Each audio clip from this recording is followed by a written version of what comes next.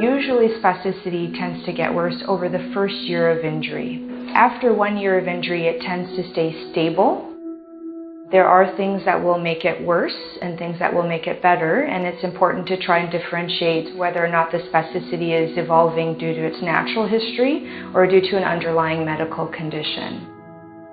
Typically with a natural history, spasticity will increase slowly over time. It won't be a sudden change. If there's a sudden change in the spasticity over a short period of time, it really makes you think about why is the spasticity getting worse.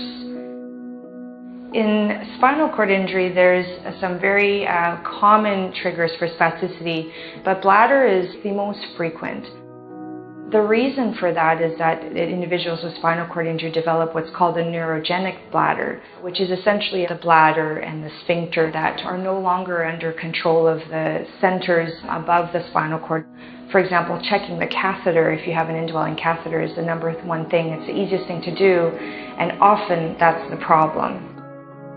Checking for a urinary tract infection, that is a very frequent problem of increasing spasticity within a short period of time. And if those things aren't positive, then looking for things like the stones with appropriate imaging would be a very reasonable next step as well.